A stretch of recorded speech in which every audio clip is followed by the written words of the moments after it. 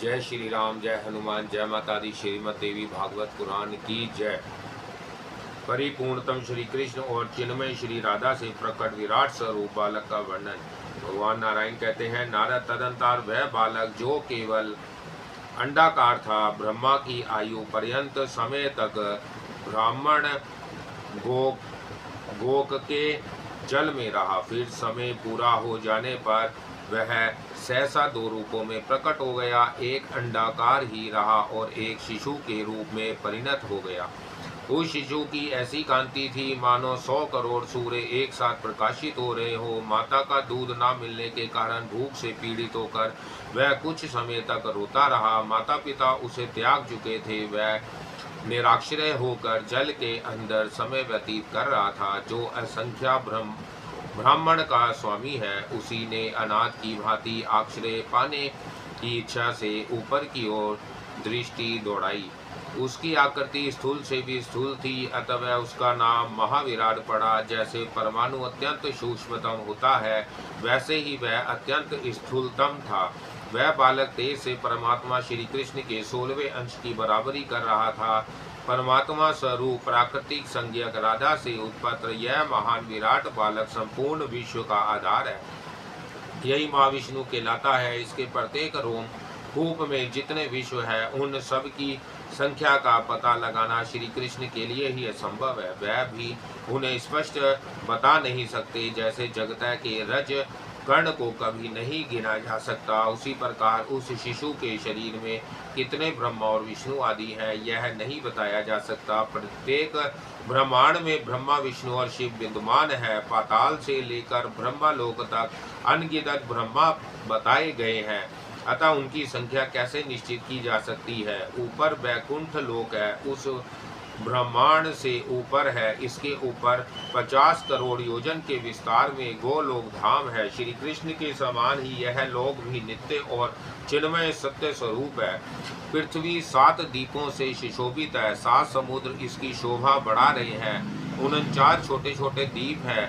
पर्वतों और वनों की तो कोई संख्या ही नहीं है। सबसे ऊपर 7 स्वर्ग लोक है।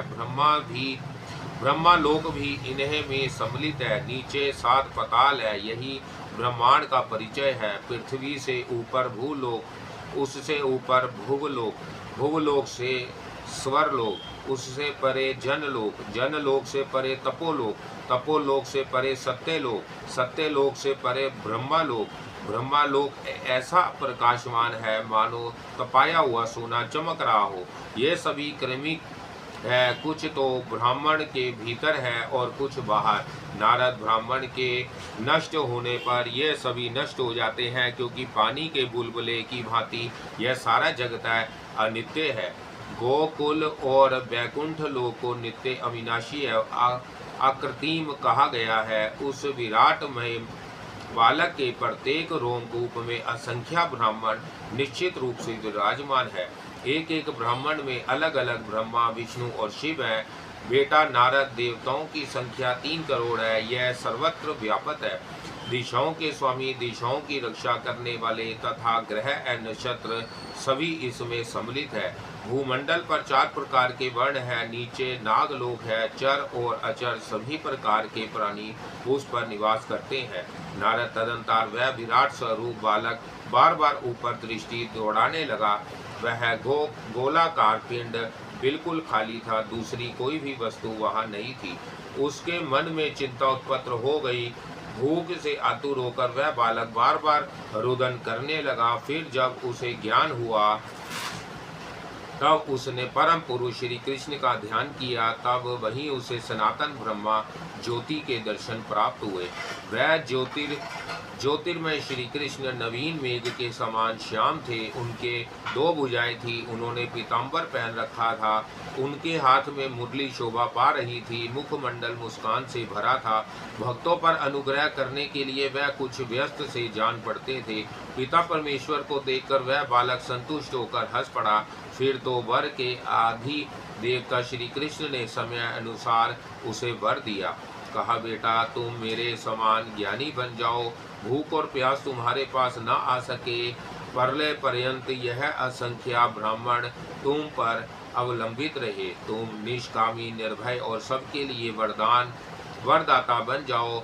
जरा, मृत्यु, रोग और शोक आदि तुम्हें कष्ट ना पहुंचा सके। यूं कहकर भगवान श्री कृष्ण ने उस बालक के कान में 3 बार षड्षक्ष महामंत्र का उच्चारण किया। यह उत्तम मंत्र वेद का प्रधान अंग है। आदि में ओम का स्थान है, बीच में चतुर्थी विभक्ति के साथ कृष्ण, यह 2 अक्षर हैं, अंत में अग्नि की पत्नी स्वाहा सम्मिलित हो जाती है। इस प्रकार ओम कृष्णाय स्वाहा यह मंत्र का स्वरूप है।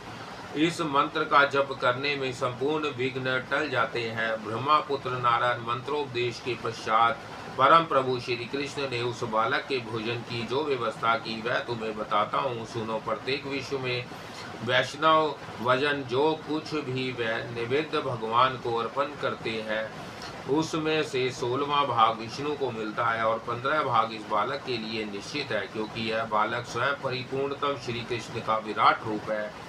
विप्रवर सर्वव्यापी श्री कृष्ण ने उस उत्तम मंत्र का ज्ञान प्राप्त कराने के पश्चात पुनः उस विराटमय बालक से कहा, पुत्र, तुम्हें इसके सिवा दूसरा कौन सा वर अभिष्ट है वह भी मुझे बताओ, मैं देने के लिए सहर्ष तैयार हूँ।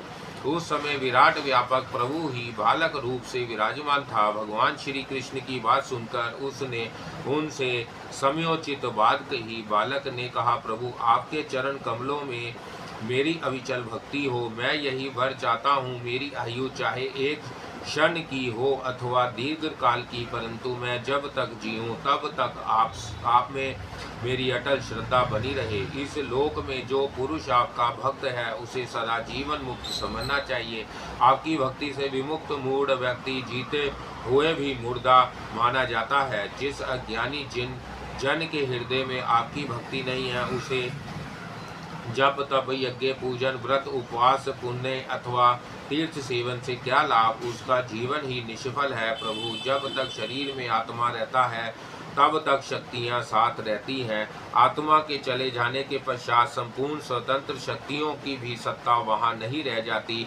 महाभाग, प्राकृतिक से परे वह सर्वात्मा आप ही हैं। आप स्वेच्छामय सनातन ब्रह्मा ज्योति स्वरूप परमात्मा सबके आदि पुरुष है। नारद, इस प्रकार आपने हृदय का उद्धार प्रकट करके वह बालक चुप हो गया। तब भगवान श्री कृष्ण कानों को सुहावनी लगने वाली मधुर वाणी में उसका उत्तर देने लगे। भगवान श्री कृष्ण ने कहा, वत्स, मेरी ही भांति तुम भी बहुत समय तक अत्यंत स्थिर होकर विराजमान रहो। असंख्या ब्रह्माओं के जीवन समाप्त हो जाने पर भी तुम्हारा नाश नहीं होगा। प्रत्येक ब्राह्मण में अपने स्वल्प अंश से तुम विराजमान रहोगे। तुम्हारे नाभि कमल से विश्व स्पष्ट ब्रह्मा प्रकट होंगे। ब्रह्मा से के ललाट से 11 रुद्रों का अविर्भाव होगा। शिव के अंश से रुद्र इस सृष्टि के संहार की व्यवस्था करेंगे। उन 11 रुद्रों में कालाग्नि नाम से जो प्रसिद्ध है वह ही रुद्र विश्व के संहारक होंगे।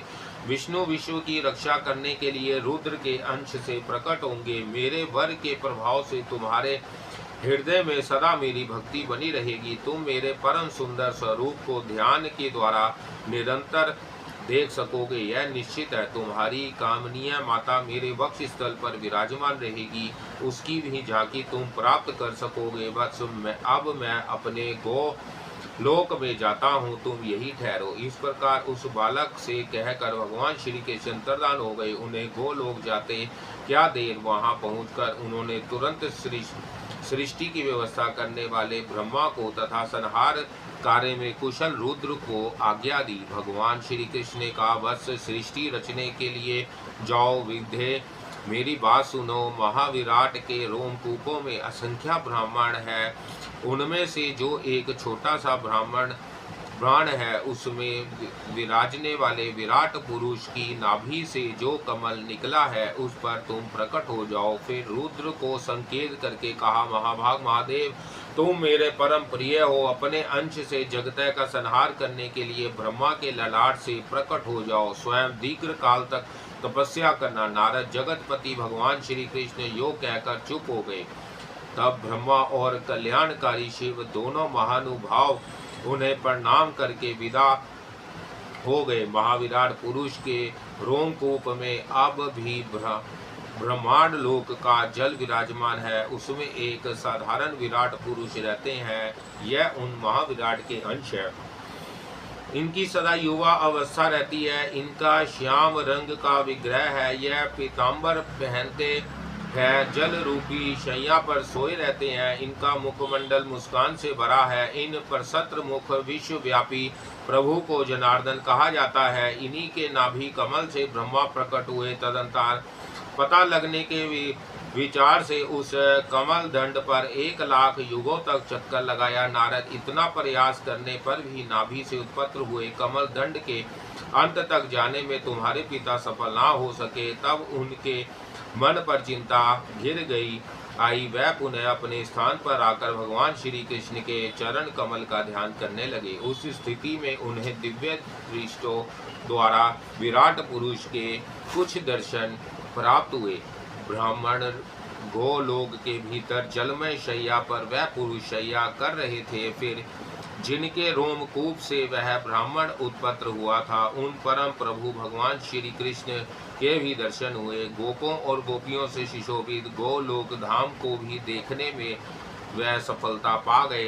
फिर तो श्री कृष्ण की स्तुति करके उन्होंने उनसे वरदान पाकर सृष्टि का कार्य आरंभ कर दिया। सर्वप्रथम ब्रह्मा से सनकादि 4 मानस पुत्र हुए। फिर शिव की सुप्रसिद्ध 11 कलाएं रुद्र रूप से प्रकट हुई। फिर जगत की रक्षा के व्यवस्थापक श्री विष्णु प्रकट हुए। उस समय वह विराट पुरुष के वाम भाग से प्रकट होकर श्वेत दीप में विराजमान थे। 4 भुजाओं से उनकी अनुपम शोभा हो रही थी। यो विराट पुरुष के नाभि कमल पर प्रकट होकर ब्रह्मा ने विश्व की रचना की। स्वर्ग, मृत्यु और पाताल लोकी के संपूर्ण चराचर प्राणियों का उन्होंने सृजन किया। नारद इस प्रकार महाविराट पुरुष के संपूर्ण रोमकूपों में एक एक करके अनेक ब्रह्मांड है। प्रत्येक ब्रह्मांड में एक विराट पुरुष और ब्रह्मा, विष्णु, शिव प्रभृति सहयोगी देवता रहकर कार्य की व्यवस्था करते हैं। ब्राह्मण इस प्रकार भगवान श्री कृष्ण के मंगलमय चरित्र का वर्णन कर दिया। यह प्रसंग सुख एवं मोक्ष प्रदान करने वाला है। ब्राह्मण, तुम फिर क्या सुनना चाहते हो? जय श्री राम, जय हनुमान, जय माता दी। श्रीमद् देवी भागवत पुराण की जय। सरस्वती की पूजा का विधान तथा कवच। नारद जी ने कहा, भगवान आपके कृपा प्रसाद से यह अमृतमय संपूर्ण कथा मुझे सुनने को मिली है। अब आप इन प्राकृतिक संज्ञक देवियों के पूजन का प्रसंग विस्तार के साथ बताने की कृपा कीजिए। इस पुरुष ने किन देवी को कैसे आराधना की है, मृत्यु लोक में किस प्रकार उनकी पूजा का प्रचार हुआ, किस मंत्र से किन की पूजा तथा किस स्तोत्र से किन की स्तुति की गई है, किन देवियों ने किन को कौन कौन से वर दिए हैं। मुझे देवियों के स्तोत्र, ध्यान, प्रभाव और पावन चरित्र के साथ साथ उपयुक्त सारी बातें बताने की कृपा कीजिए। भगवान नारायण कहते हैं, नारद, गणेश जननी, दुर्गा, राधा, लक्ष्मी, सरस्वती और सावित्री, ये 5 देवियां सृष्टि की प्राकृतिक कही जाती हैं। इनकी पूजा और अद्भुत प्रभाव प्रसिद्ध है। अमृत की तुलना करने वाले इनके सुप्रसिद्ध चरित्र से संपूर्ण मंगल सुलभ हो जाते हैं। ब्राह्मण प्राकृतिक के अंश और कला संज्ञक जो देवियां हैं, उनके पुण्य चरित्र तुम्हें बताता हूँ। सावधान होकर सुनो। इन देवियों के नाम है काली, वसुंधरा, गंगा, छठी, मंगल चंडिका, तुलसी, मनसा, निंद्रा, स्वधा, स्वाहा और दक्षिणा। इनके संक्षिप्त, मधुर और वैराग्योत्पादक चरित्र में भी पवित्र करने की पूर्ण शक्ति है। दुर्गा और राधा का चरित्र बहुत विस्तृत है। संक्षेप में उसे कहता हूँ, सुनो मुनिवर। सर्वप्रथम भगवान श्री कृष्ण ने उन सरस्वती की पूजा की है जिनके प्रसाद से मूर्ख व्यक्ति पंडित बन जाता है। इन काम स्वरूपनी देवी ने श्री कृष्ण को पाने की इच्छा प्रकट की है। यह सरस्वती सबकी माता कही जाती है। सर्वज्ञानी भगवान श्री कृष्ण ने इनका अभिप्राय समझकर सत्य, हितकर तथा परिणाम में सुख देने वाले वचन कहे। भगवान श्री कृष्ण बोले, साध्वी, तुम नारायण के पास पधारो। वह मेरे ही अंश हैं। उनकी 4 भुजाएं हैं। मेरे ही समान उन परम सुंदर पुरुष में सभी सद्गुण वर्तमान है। वह सदा तरुण रहते हैं। करोड़ों कामदेवों के समान उनकी सुंदरता है। लालिमा दिव्य अलंकारों से अलंकृत वह सब कुछ करने में समर्थ है। मैं सबका स्वामी हूँ। सभी मेरा अनुशासन मानते हैं, किंतु राधा की इच्छा का प्रतिबंधक मैं नहीं हो सकता, कारण वह तेज रूप और गुण सब में मेरे समान है, सबको प्राण अत्यंत प्रिय है। फिर मैं अपने प्राणों की अधिष्ठात्री देवी इन राधा का त्याग करने में कैसे समर्थ हो सकता हूँ। भद्रे, तुम बैकुंठ पधारो, तुम्हारे लिए वही रहना हितकर होगा। सर्व समर्थ विष्णु को अपना स्वामी बनाकर दीर्घ काल तक आनंद का अनुभव करो। तेज रूप और गुण में तुम्हारे ही समान उनकी एक पत्नी लक्ष्मी भी वहाँ है। लक्ष्मी में काम, क्रोध, लोभ, मोह, मान और हिंसा ये नाम मात्र भी नहीं है। उनके साथ तुम्हारा समय सदा प्रेम पूर्वक सुख से व्यतीत होगा। विष्णु तुम दोनों का समान रूप से सम्मान करेंगे। सुंदरी, प्रत्येक ब्राह्मण में माघ शुक्ल पश्चिमी के दिन विधारंभ के शुभ अवसर पर बड़े गौरव के साथ तुम्हारी विशाल पूजा होगी। मेरे वर के प्रभाव से आज से केवल प्रलय पर्यंत प्रत्येक कल्प में मनुष्य, मनुगण, देवता, मोक्षकामी, प्रसिद्ध मुनिगण, वसु, योगी, सिद्ध, नाग, गंधर्व और राक्षस सभी बड़ी भक्ति के साथ 16 प्रकार के उपचारों के द्वारा तुम्हारी पूजा करेंगे। उन संयमशील जितेंद्रिय पुरुषों के द्वारा कणव शाखा में कही हुई विधि के अनुसार तुम्हारा ध्यान और पूजन होगा। घड़े अथवा पुस्तक में तुम्हें आवाहित करेंगे। तुम्हारे कवच को भोजपत्र पर लिखकर उसे सोने की डिब्बी में रख गंध एवं चंदन आदि से सुपूजित करके लोग अपने गले में अथवा दाहिनी भुजा में धारण करेंगे। पूजा के पवित्र अवसर पर विधान पुरुषों के द्वारा तुम्हारा सम्यक प्रकार से स्तुति पाठ होगा। इस प्रकार कहकर स्वयं भगवान श्री कृष्ण ने भी उन सर पूजित देवी सरस्वती की पूजा की। तत्पश्चात ब्रह्मा, विष्णु, शिव, अनंत धर्म मुनीश्वर, सनक गण, देवता, मुनि, राजा और मुनिगण ये सभी भगवती सरस्वती की उपासना करने लगे। तब से यह सरस्वती संपूर्ण प्राणियों से सदा सुपूजित होने लगी। नारद जी बोले, वेद वेताओं में श्रेष्ठ प्रभु आप भगवती सरस्वती की पूजा का विधान, कवच, ध्यान, उपयुक्त नैवेद्य, फूल तथा चंदन आदि का परिचय देने की कृपा कीजिए। इसे सुनने के लिए मेरे हृदय में बड़ा कोलाहल हो रहा है। भगवान नारायण कहते हैं, नारद सुनो, कानव शाखा में कही हुई पद्धति बतलाता हूँ। इसमें जगन माता सरस्वती के पूजन की विधि वर्णित है। माघ शुक्ल पक्ष विधारंभ की मुख्य तिथि है। उस दिन पूर्वा काल में ही प्रतिज्ञा करके संयमशील बन जाए, पवित्र रहे, स्नान और नित्य क्रिया के पश्चात भक्ति पूर्वक कलश स्थापन करे। फिर अपनी शाखा में कही हुई विधि से अथवा तांत्रिक विधि के अनुसार पहले गणेश पूजन करे। तत्पश्चात इष्ट देवता सरस्वती का पूजन करना उचित है। फिर ध्यान करके देवी का आवाहन करे। तदंतर व्रती रहकर षोडशोपचार से भगवती की पूजा करे। सौम्य पूजा के लिए कुछ उपयोगी निवेद्य वेद में कथित है। ताजा मक्खन, दही, दूध, धान का लावा, तिल के लड्डू, सफ़ेद गन्ना, गुड़ में बना हुआ मधुर पकवान, मिश्री, सफ़ेद रंग की मिठाई, घी में बना हुआ नमकीन पदार्थ, बढ़िया सात्विक चिड़ेऊ, शास्त्रोक्त हविष्य पात्र, जौ अथवा गेहूं के आटे से धृत में तले हुए पदार्थ, पके हुए स्वच्छ केले का पिष्ठा का उत्तम धृत को धृत में पकाकर उससे बिना बना हुआ अमृत के समान मधुर मिष्ठान, नारियल, उसका पानी, कसेरू, मूली, अदरक, पका हुआ केला, बढ़िया बेल, बेर का फल, देश और काल के अनुसार उपलब्ध ऋतुफल तथा अन्य भी पवित्र स्वच्छ वर्ण के फल, ये सब नैवेद्य के समान है।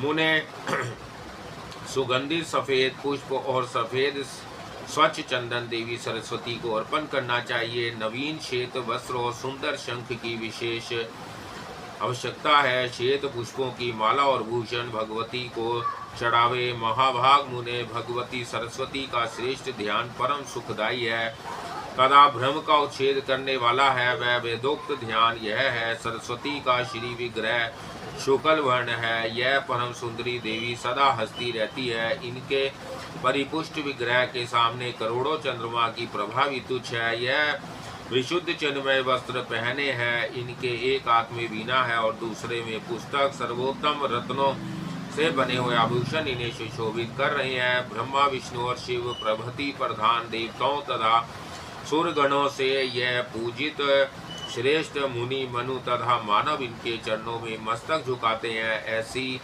भगवती सरस्वती को मैं भक्ति पूर्वक प्रणाम करता हूँ। इस प्रकार ध्यान करके विधान पुरुष पूजन के संग्रह पदार्थ मूल मंत्र से विधिवत सरस्वती को अर्पण कर दें। फिर कवच का पाठ करने के पश्चात दंड की भांति भूमि पर पकड़ कर देवी को स्नान प्रणाम करें। मुने जो पुरुष भगवती सरस्वती को अपना इष्ट देवता मानते हैं उनके लिए यह नित्य क्रिया है।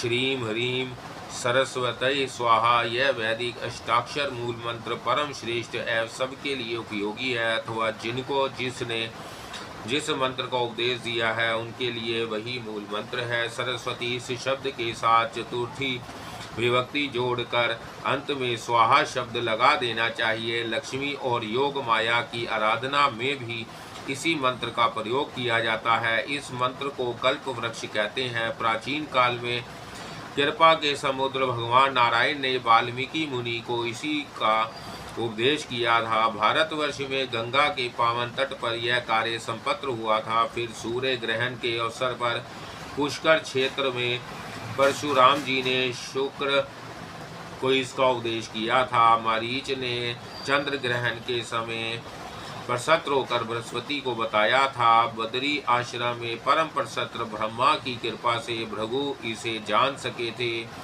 जरदकारु मुनि क्षीर सागर के पास विराजमान थे। उन्होंने आस्तिक को यह मंत्र पढ़ाया था। बुद्धिमान ऋषि ने मेरु पर्वत पर विभांडक मुनि ने इनकी शिक्षा प्राप्त की थी। शिव ने आनंद में आकर गौतम गोत्र में उत्पन्न काणव मुनि को इसका उपदेश किया था। यज्ञवल्क्य और कात्यायन ने सूर्य की दया से इसे पाया था। महाभाग शेष पाताल में बलि के सभा भवन पर विराजमान थे। वही उन्होंने पाणिनि, बुद्धिमान, भारद्वाज और शकटायन को इसका अभ्यास कराया था। 4 लाख जप करने पर मनुष्यों के लिए यह मंत्र सिद्ध हो सकता है। इस मंत्र के सिद्ध हो जाने पर अवश्य ही मनुष्य में बृहस्पति के समान योग्यता प्राप्त हो सकती है। विपेंद्र सरस्वती का कवच विश्व पर विजय प्राप्त करने वाला है। जगत स्पष्टा ब्रह्मा ने गंधमादन पर्वत पर भृगु के आग्रह से इसे उन्हें बताया था। वही मैं तुमसे कहता हूँ, सुनो। भृगु ने कहा, ब्राह्मण आप ब्रह्मा ज्ञानी जनों में प्रमुख पूर्ण ब्रह्मा ज्ञान संपन्न सर्वज्ञ सबके पिता सबके स्वामी एवं सबके परम आराध्य हैं। प्रभु आप मुझे सरस्वती का विषय जन्य नामक कवच बताने की कृपा कीजिए। मंत्रों का समूह यह कवच परम पवित्र है। ब्रह्मा जी बोले, वत्स मैं संपूर्ण कामना पूर्ण करने वाला कवच कहता हूँ, सुनो। यह श्रुतियों का सार कान के लिए सुखप्रद वेदों में प्रतिपादित एवं उनसे अनुमोदित है। रामेश्वर भगवान श्री कृष्ण गोलोक में विराजमान थे। वही वृंदावन में रासमंडल था। उसी समय उन प्रभु ने मुझे यह कवच सुनाया था। कल वृक्ष की तुलना करने वाला यह कवच परम गोपनीय है। जिन्हें किसी ने नहीं सुना है वह अद्भुत मंत्र इससे सम्मिलित है। इसे धारण करने के प्रभाव से ही भगवान शुक्राचार्य संपूर्ण दैत्यों के पूज्य बन सके। ब्राह्मण बृहस्पति में इतनी बुद्धि का समावेश इस कवच की महिमा से ही हुआ है। वाल्मीकि मुनि सदा इसका पाठ और सरस्वती का ध्यान करते थे, अतः उन्हें कविंद्र कहलाने का सौभाग्य प्राप्त हो गया। वह भाषण करने में परम चतुर हो गए। इसे धारण करके स्वयंभू मनु ने सबसे पूजा प्राप्त की। कानदा, गौतम, कर्णव, पाणिनि, शकटायन, दक्ष और कात्यायन इन कवच को धारण करके ही ग्रंथों की रचना में सफल हुए। इसे धारण करके स्वयं कृष्ण देवपायन व्यास देव ने वेदों का विभाग कर खेल ही खेल में अखिल पुराणों का प्रयत्न किया।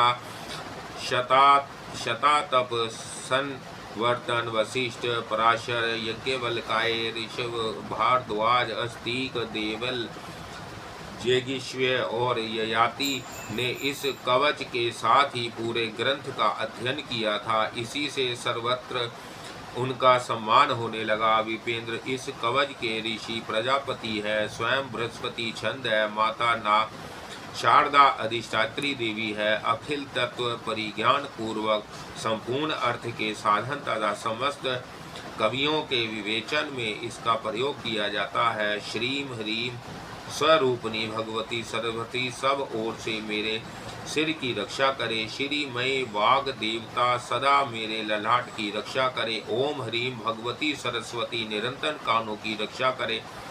ओम हरि श्रीम ह्रीम भगवती सरस्वती देवी सदा दोनों नेत्रों की रक्षा करे।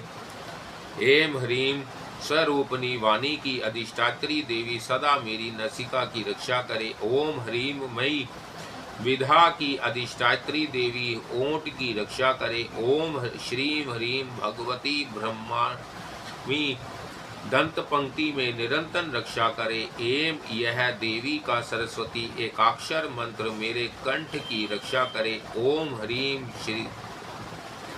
श्रीम ह्रीम मेरे गले की तथा श्रीम मेरे कंधों की रक्षा करे। विधा की अधिष्ठात्री देवी ओम ह्रीम स्वरूपनी सरस्वती सदा वक्षस्थल की रक्षा करे। विधाधि स्वरूपा ओम ह्रीम मय देवी मेरी नाभि की रक्षा करे। ओम ह्रीम क्लीम स्वरूपनी देवी वाणी सदा मेरे हाथ की रक्षा करे। ओम स्वरूपनी भगवती सर्व वर्णात्मिका का दोनों पैरों को सुरक्षित रखे। ओम वाम अधिष्ठात्री देवी के द्वारा मैं सब प्रकार से सदा सुरक्षित हो रहूं। सबके कंठ में निवास करने वाली ओम स्वरूपा देवी पूर्व दिशा में सदा मेरी रक्षा करे। सबकी जीव के अग्रभाग पर विराजने वाली ओम स्वरूपनी देवी अग्नि कोण में रक्षा करे। ओम एम ह्रीम श्रीम क्लीम सरस्वते बुद्ध जने स्वाहा। इसको मंत्र राज कहते हैं। यह इसी रूप में सदा विराजमान रहता है। यह निरंतर मेरे दक्षिण भाग की रक्षा करे। ओम ए ह्रीम श्रीम यह त्रेश्वर नेतृत्व कोण में सदा रक्षा करे। जिह्वा के अग्रभाग पर रहने वाली ओम एम स्वरूपनी देवी पश्चिम दिशा में मेरी रक्षा करे। ओम स्वरूपनी भगवती सर्वांबिक का वाय कोण में सदा मेरी रक्षा करे। गंध में निवास करने वाली ओम एम ह्रीम एम श्रीम क्लीम देवी उत्तर दिशा में मेरी रक्षा करे। संपूर्ण शास्त्रों में विराजने वाली एम स्वरूपनी देवी ईशान कोण में सदा रक्षा करे। ओम ह्रीम स्वरूपनी सर्व पूजिता देवी ऊपर से मेरी रक्षा करे। पुस्तक में निवास करने वाली ह्रीम स्वरूपनी देवी मेरी निम्र भाग की रक्षा करे। ओम स्वरूपनी ग्रंथ बीज स्वरूपा देवी सब ओर से मेरी रक्षा करे। विप्र, यह सरस्वती कवच तुम्हें सुना दिया। असंख्या ब्रह्मा मंत्रों का यह मूर्तिमान विग्रह है। ब्रह्मा स्वरूप इस कवच को विजयश्री कहते हैं। प्राचीन समय की बात है, गंधमादन पर्वत पर धर्मदेव के मुख से मुझे इसे सुनाने का सुअवसर प्राप्त हुआ था। तुम मेरे परम प्रिय हो, अतः तुमसे मैंने कहा है तुम्हें अन्य किसी के सामने इसकी चर्चा नहीं करनी चाहिए। विधान पुरुष को चाहिए कि वस्त्र, चंदन और अलंकार आदि सामानों से विधि पूर्वक गुरु की पूजा करके दंड की भांति जमीन पर पकड़कर उन्हें प्रणाम करे। तत्पश्चात उनसे इस कवच का अध्ययन करे। 5 लाख जप करने के पश्चात यह कवच सिद्ध हो सकता है। इस कवच के सिद्ध हो जाने पर पुरुष को बृहस्पति के समान पूर्ण योग्यता प्राप्त हो सकती है। इस कवच के प्रसाद से पुरुष भाषण करने में परम चतुर, कवियों का सम्राट और त्रिलोक्य विजयी हो सकता है। उसमें सब कुछ जीतने की योग्यता प्राप्त हो जाती है। मुने, यह कवच कर्णव शाखा के अंतर्गत है। अब स्तोत्र, ध्यान, वंदन और पूजा का विधान बताता हूँ, सुनो।